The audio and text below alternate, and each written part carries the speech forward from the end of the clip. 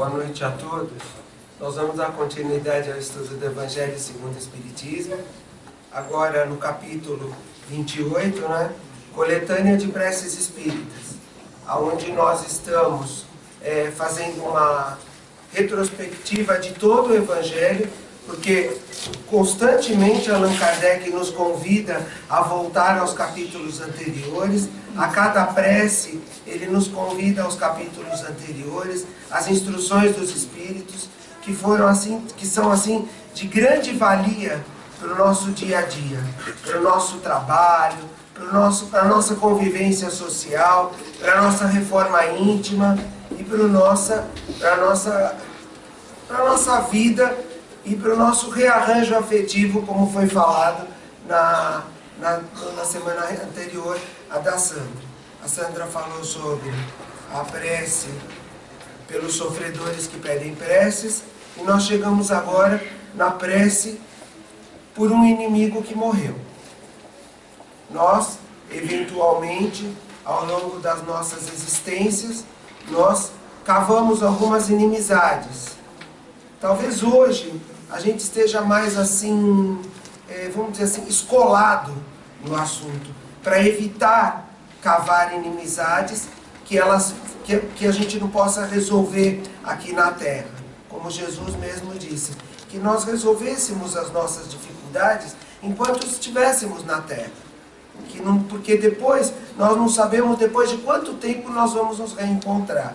E uma inimizade criada numa outra existência, uma inimizade criada no planeta, quando ela é mal resolvida e ocorre o desencarne de alguma das pessoas, a gente não sabe como reage esse espírito frente a esse problema social, vamos dizer assim, que nós tivemos com ele.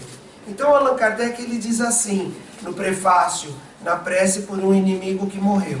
Então nós temos lá um inimigo que está no plano espiritual, que nós não sabemos como ele está reagindo frente a essa inimizade nossa, mas nós temos que ter a certeza de uma coisa: nós devemos ter misericórdia com esses espíritos, nós devemos pedir perdão constantemente a esses espíritos, nós devemos amar os nossos inimigos, mas nós devemos, sobretudo, pedir perdão e contar com a ajuda dos espíritos que mostrem que a nossa reação, o nosso pedido de perdão é um pedido do nosso coração.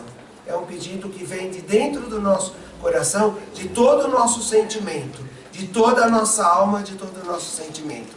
Então, assim, esse espírito, ele vai ter um momento em um momento de lucidez, com a ajuda dos mentores, com a ajuda dos nossos anjos de guarda e com a nossa modificação, ele vai ter um momento de lucidez e ele vai passar a nos enxergar de uma outra forma. Porque nada é eterno.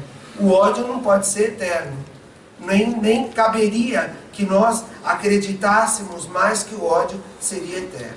Então, e que as penas seriam eternas e que, enfim, a nossa vida ela ocorre constante mudanças. Nós observamos no dia a dia quantas mudanças ocorrem ao longo da nossa vida. E quanto mais nós vamos vivendo e mais nós vamos convivendo, nós vamos percebendo o quê? Que essas mudanças vão acontecendo e há a possibilidade desses inimigos de uma reconciliação com esses inimigos. Mas nós devemos nos colocar numa posição humilde frente a esses inimigos, numa posição subalterna a esses inimigos. Nós devemos nos colocar numa posição de pedido de perdão, porque se são nossos inimigos, boa coisa nós não fizemos. Alguma coisa nós fizemos que nós carregamos essa inimizade, e essa inimizade se encontra agora no mundo espiritual. Então, nós devemos procurar, como Allan Kardec diz aqui no prefácio, ele diz assim: a caridade por um inimigo que morreu, a prece. O prefácio: a caridade para com os inimigos deve acompanhá-los no além-túmulo. Devemos pensar que o mal que eles nos fizeram foi para nós uma prova que pode ser útil ao nosso adiantamento se soubermos aproveitar. Porque quando ele fala, devemos pensar que o mal que eles nos fizeram, nós devemos pensar assim, não foi que eles involuntariamente nos fizeram mal. Se eles estão ainda nessa sintonia de fazer algum mal para nós, é porque nós provocamos que eles façam esse mal, que eles fizessem esse mal para a gente. Essa é a postura que nós devemos tomar frente a esse mal que eventualmente nós estamos recebendo. Que a gente não sabe também, eventualmente estamos recebendo. Então os espíritos, eles trabalham como?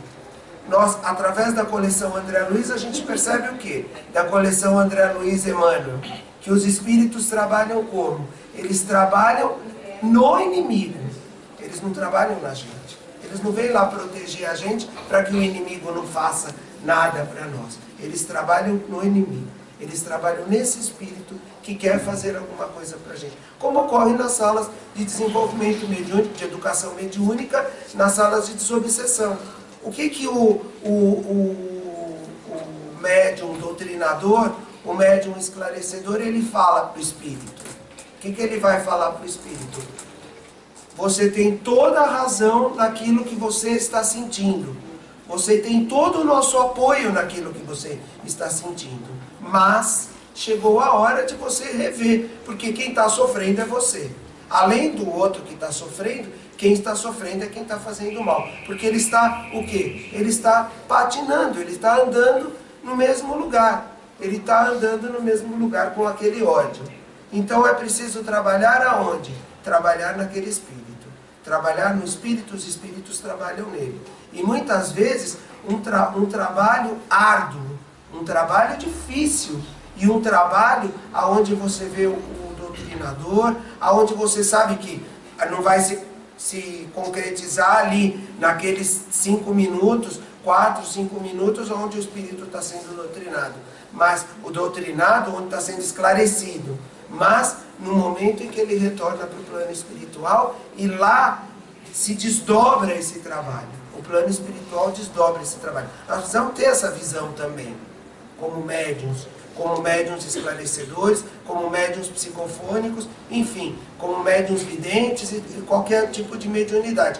Que esse trabalho se desdobra no mundo espiritual. Ele não é realizado ali naqueles 2, 3 minutos. Não adianta que nós não vamos convencer um espírito que está há milênios, às vezes, colocado no mal, e nós não vamos convencer que ele vai virar bom ali naquele momento. Pode acontecer? Claro que pode. Pode haver um insight lá do espírito, ele pode receber uma luz naquela hora, ele pode dar uma brecha, os espíritos podem atuar, o esclarecedor pode atuar, o próprio médium também, e o que acontece? E ele é esclarecido ali. Mas, via de regra, é um trabalho árduo, é um trabalho onde vai, e que também não adianta, nós aprendemos também na coleção André Luiz, nós aprendemos com André Luiz o quê? Que não adianta, sobretudo com Clarencio, no livro Entre a Terra e o Céu, ele é bem claro, ele diz que você não pode separar de repente. Porque André Luiz pergunta para ele, escuta, estamos aqui, espíritos, ela está prejudicando o outro. Por que a gente não pega e não leva de uma vez? Como existe até umas correntes dentro do próprio movimento espírita. As correntes da apometria que querem levar esses espíritos. Por que a gente não leva esse espírito diretamente para o mundo espiritual? Ele fala, não, porque poderia provocar a morte daquele que está sendo obsediado de uma forma. Esse assunto ainda vai ser tocado mais para frente, na parte da prece pelos obsessores. Mas é bom a gente ficar com ele claro na nossa cabeça, que não dá para fazer isso. Inclusive porque cria o quê? Quando nós estudamos lá no capítulo Amai os vossos inimigos, nós estudamos o quê? Que cria o quê? Uma indutância. Quando você separa, é como você tirasse uma tomada de alta potência da tomada e ainda forma um raio ali. E aquele raio que forma, aquele fluido que forma entre os dois espíritos, o que pode levar o obsediado à morte. Então, isso o Clarencio explica no livro Entre a Terra e o Céu. E ele é bem claro lá nisso. E está lá no livro Libertação, enfim. Aonde se trata de obsessão, não se trata de separar rapidamente os inimigos. E ele diz, continua dizendo assim: por mesmo ser mais útil ainda que as aflições de ordem puramente material, por permitirem juntar a coragem, a resignação, a caridade e o esquecimento das ofensas. Se nós recebemos algum mal, vamos dizer assim, desses espíritos que estão fazendo algum mal para nós, por conta de serem nossos inimigos, nós temos que essas aflições sejam úteis para nós. Sejam úteis para quê? Para que haja uma reflexão nossa.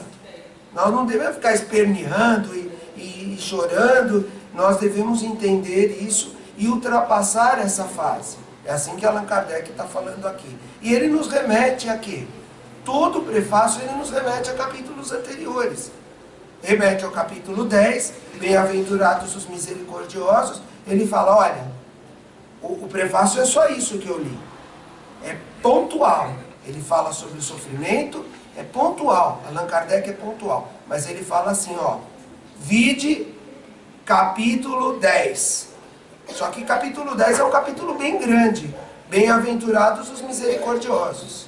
E item número 6 do capítulo 10. E capítulo 12, amai os vossos inimigos. Então ele nos remete a 2 capítulos. Vamos voltar na nossa casa, vamos pegar o Evangelho e vamos voltar a esses capítulos e vamos estudar.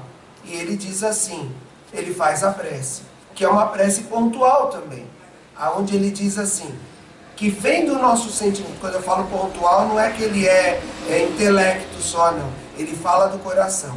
Mas ele atinge o ponto que é necessário para que haja essa mudança, essa reestruturação, essa mudança, esse rearranjo lá, para que haja esse rearranjo. Então ele diz assim, Senhor, quiseste chamar de mim o espírito de fulano, perdoe-lhe o mal que me fez e as más intenções que alimentou ao meu respeito. Possa ele arrepender-se de tudo isso, agora que não está mais sob as ilusões desse mundo.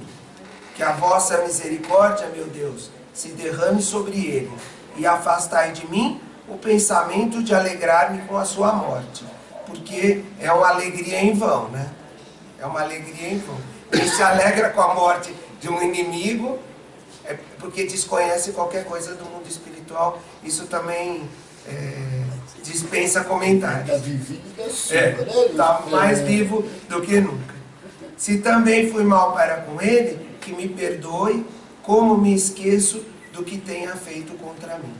É o quê? É uma via de mão dupla. Precisa haver uma reconciliação. Eu peço para Deus ajudar com que eu me reconcilie com esse espírito que foi para o mundo espiritual, que ele me perdoe.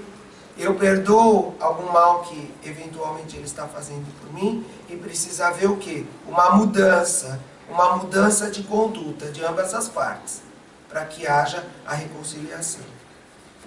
Agora ele passa para uma outra parte, Allan Kardec passa para uma outra parte, que também diz respeito a inimigos. Também diz respeito a inimigos, que é a prece por um criminoso.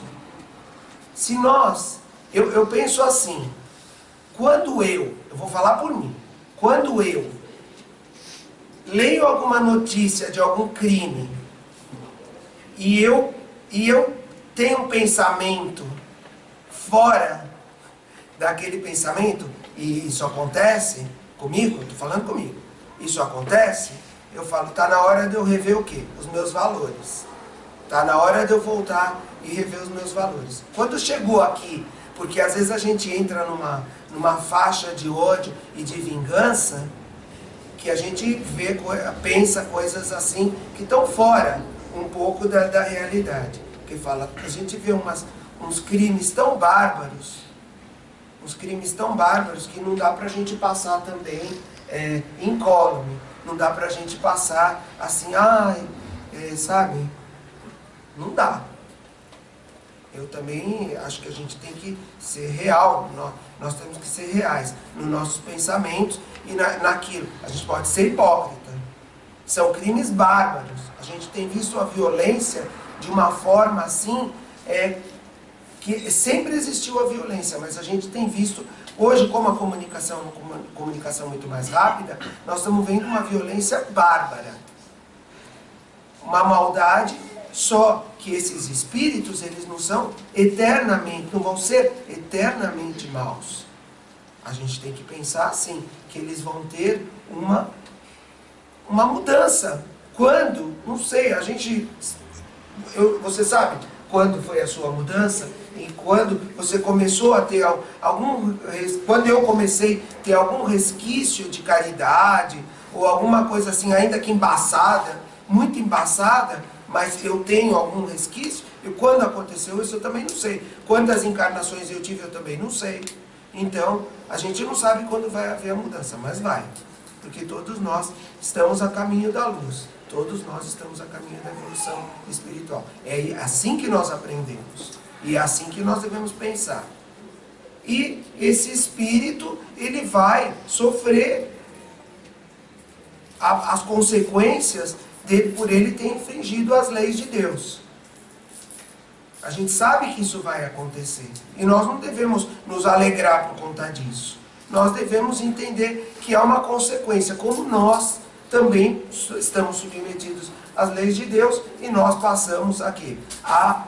Uma vez submetidos às leis de Deus, quando nós infringimos alguma lei, o que acontece? Nós temos que nos reconciliar, vamos dizer assim, com a lei. E isso vai acontecer. O que vai acontecer não cabe a nós não somos juízes das causas alheias. Nós somos juízes, nem juízes propriamente das nossas, mas porque somos muito benevolentes com as nossas causas. Às vezes nós somos juízes das causas alheias, mas nós somos assim extremamente severos com as causas alheias, mas extremamente benevolentes com as nossas próprias causas. Mas isso está tudo na nossa consciência e está na consciência de quem praticou o mal. E Allan Kardec diz assim também, no prefácio Por um Criminoso. Vale a pena a gente pensar essa questão do criminoso. Vale a pena a gente matutar um pouco essa questão do criminoso. Então, ele diz assim, por um criminoso, prefácio, se a eficácia das preces estivesse na razão da sua extensão, as mais longas deveriam ser reservadas para os mais culpados, porque eles têm mais necessidade do que aqueles que viveram santamente. Só que viver santamente é um pouco complicado, né? Recusá-las aos criminosos é faltar à caridade e desconhecer a misericórdia de Deus. Olha como ele chama a atenção para as nossas questões, para os nossos valores. E isso é uma coisa que nós passamos também dentro da nossa casa. Isso é muito importante. Agora eu vou falar como evangelizador. Nós precisamos tomar muito cuidado com aquilo que nós falamos dentro das nossas casas com as crianças, com os nossos filhos, com os nossos sobrinhos, com os nossos alunos dentro das salas de aula, para quem é professor, com os nossos alunos dentro da sala de aula. Por quê? Por essa frase aqui.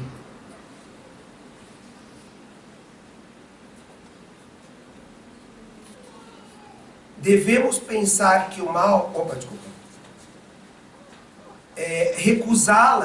recusar as preces ao criminoso, ele está falando, recusá-las aos criminosos é faltar à caridade e desconhecer a misericórdia de Deus. E isso nós devemos colocar nas crianças, a misericórdia de Deus. As crianças, elas precisam ser misericordiosas. Elas precisam aprender a misericórdia. Ela não é, Senhor.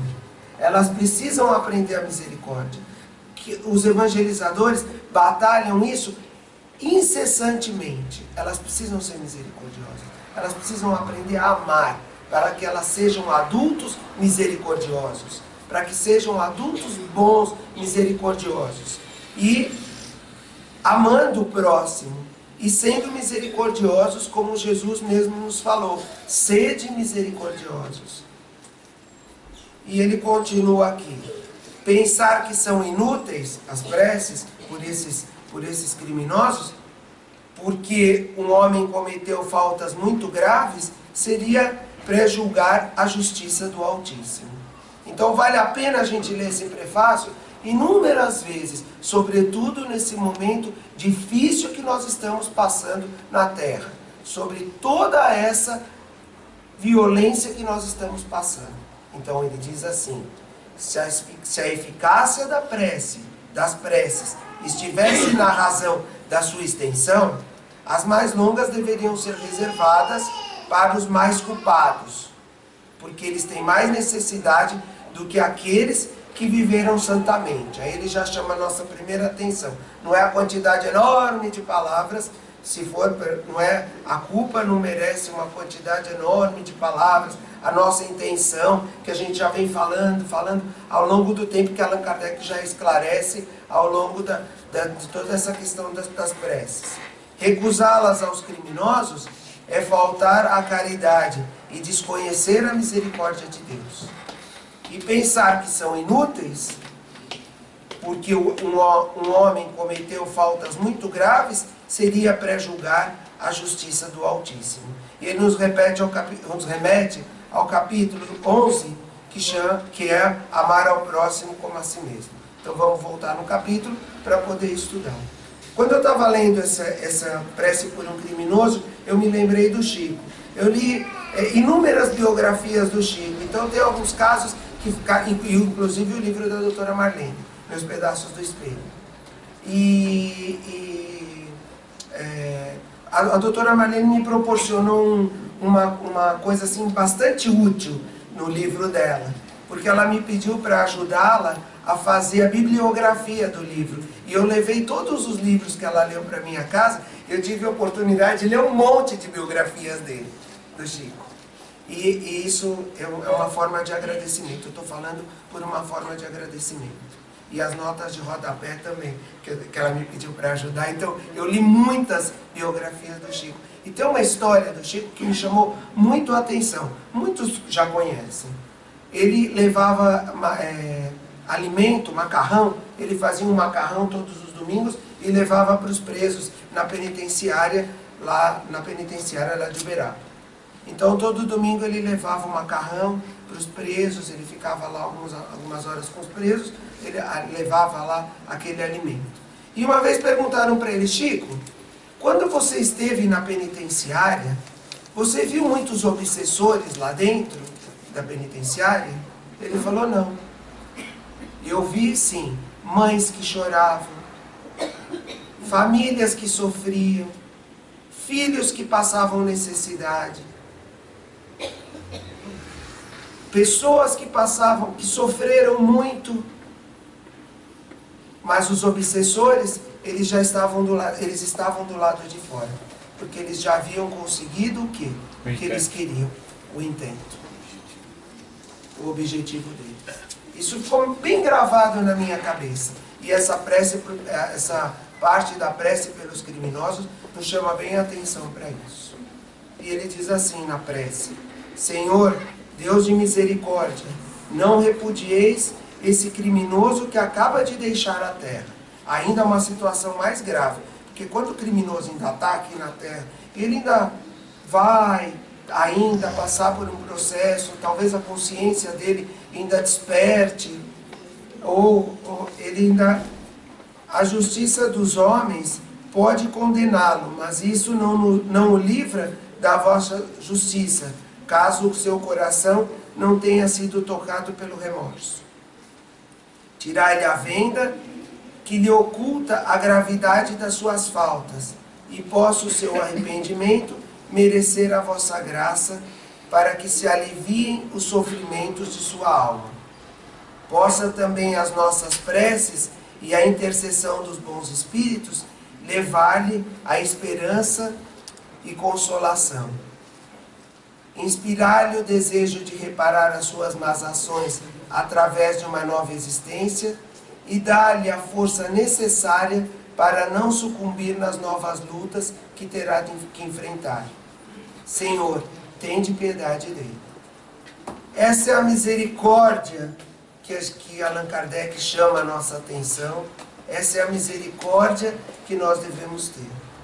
Então, quando nós tivermos esse pensamento, vamos dizer assim, ácido, está na hora da gente rever um pouco os nossos valores. E se nós verbalizarmos esse pensamento ácido, pior ainda, né? Porque enquanto está no pensamento é grave. Mas verbalizar, nós devemos tomar cuidado aonde nós falamos, aonde nós verbalizamos esse pensamento.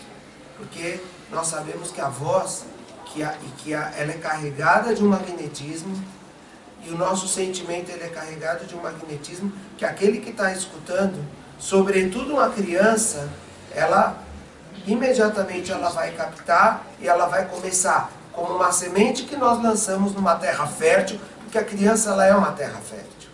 A criança ela é uma terra fértil. E ela, a semente que nós lançamos, o que vai acontecer? Vai começar a germinar. Vai começar a germinar. E ali a gente não sabe o que vai acontecer. Que ódio essa criança vai carregar dentro do coração dela. Fala, Sérgio. Tinhoso, é assim, e quantas pessoas que não têm esse tipo de pensamento? Tipo, particularmente eu não gosto de assistir jornal. Só tem notícias ruins, né? Não sei se é errado me abster nesse ponto. Eu prefiro não assistir porque eu corro o risco de pensar da mesma forma. Meu pai, por exemplo, ele assiste uma notícia ruim e fala, tem que matar mesmo. Tem que dar um tiro na boca desse fulano. Esses são resquícios que nós ainda trazemos. Eu me deparo com isso dentro da minha casa. Não adianta eu debater, porque aí eu acabo arranjando uma intriga com meu pai. O que a gente não pode é querer a pulso colocar as nossas ideias, as nossas ideologias, as nossas ideias. A gente pode com um exemplo. A gente pode lendo alguém, porque eu estava lendo outro dia a história de um criminoso no jornal, que ele se recuperou. A recuperação também. Tem que mostrar os dois lados. É que a televisão, infelizmente, alguns programas de televisão, eles trazem uma realidade que eles ficam martelando uma notícia, outra notícia ruim, aquela violência, mas é violência pela violência, a notícia pela notícia. É a notícia pela notícia, o que causa um certo, assim, vamos dizer assim, uma coisa assim, uma curiosidade em todos nós. E a comunicação é muito rápida hoje, basta você ir na internet e colocar lá o tema, que vai aparecer assim, páginas e páginas e páginas das notícias. E basta você observar os comentários, que os portais eles permitem que as pessoas coloquem seus comentários nos portais, basta você ler as barbaridades que você lê lá nos comentários. Basta você ver. Agora, eu não estou aqui julgando o que eu falei. Quando eu falei de mim. Eu também tenho pensamentos. Só que eu procuro vigiar meus pensamentos. Tomar cuidado com aquilo que eu penso. Porque ninguém gosta de ver uma pessoa que sofreu uma violência daquela, uma criança, um adulto, enfim, um idoso, uma criança, alguém da sua família. Ninguém gosta. Ninguém vai falar, sabe, coitado, tal. Você precisa sublimar muito, você precisa ser um espírito muito elevado. Mas também você não pode cultivar um ódio, sabe, ou uma cólera que vai acontecer o quê? O que Emmanuel explica sobre a cólera? Que ela é como um raio que vem no corpo da gente, que fulminador, que você não sabe onde ele vai cair. Se você tem algum órgão que vamos dizer assim, já adoentado, vamos dizer assim, que tem algum problema, pode cair ali e pode piorar a situação. Então é por aí que nós devemos tomar cuidado. Quando eu falo das crianças, que nós devemos tomar cuidado com as crianças, é porque as crianças estão formando a opinião delas. Elas trazem tendências do plano espiritual, que nós sabemos que todos nós trazemos, todos nós temos compromissos que nós trazemos do plano espiritual e trazemos tendência. Não é porque é um bebezinho, não é porque é uma criança lá, bonitinha, coradinha, tal, alegre, não sei o quê, que ela não tenha tendências, que ela não traga tendências do plano espiritual, que ela não traga uma experiência de outras existências, que você pode despertar ali naquela hora, que você pode despertar com uma briga, com ódio, com um exemplo, um mau exemplo seu.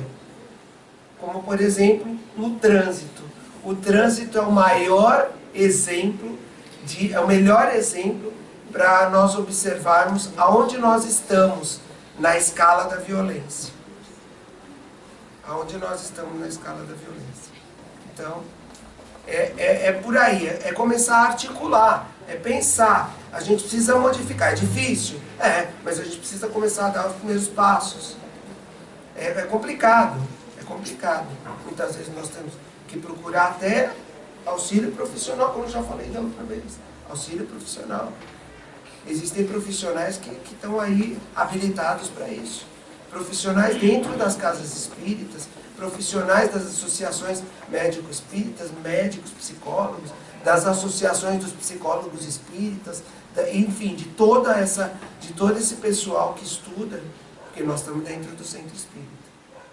Então, é para a gente pensar. É preciso tomar cuidado. Precisa tomar cuidado com o que fala. A gente precisa tomar cuidado com o que fala, com o que escreve. Porque muitas vezes nós somos influenciados. Porque imediatamente quando a nossa vibração, quando o nosso pensamento ele engata numa coisa de violência, automaticamente nós somos conectados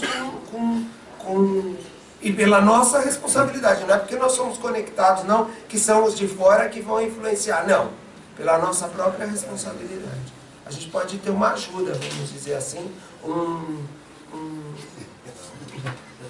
uma ajuda no pensamento. Mas se nós permitirmos, o filtro somos nós mesmos. Nós precisamos tomar cuidado com os nossos dedos nos teclados dos computadores. Eu falo isso porque eu sou professor de informática e eu estou o dia inteiro na frente do computador. O dia inteiro conectado, eu estou o dia inteiro na internet. E a gente precisa tomar o maior cuidado, porque muitas vezes os dedos correm mais rápido do que o nosso próprio pensamento. Eles vão assim, sabe, numa fúria no teclado. Vão numa fúria no teclado. E você é impactado também por muitos, né?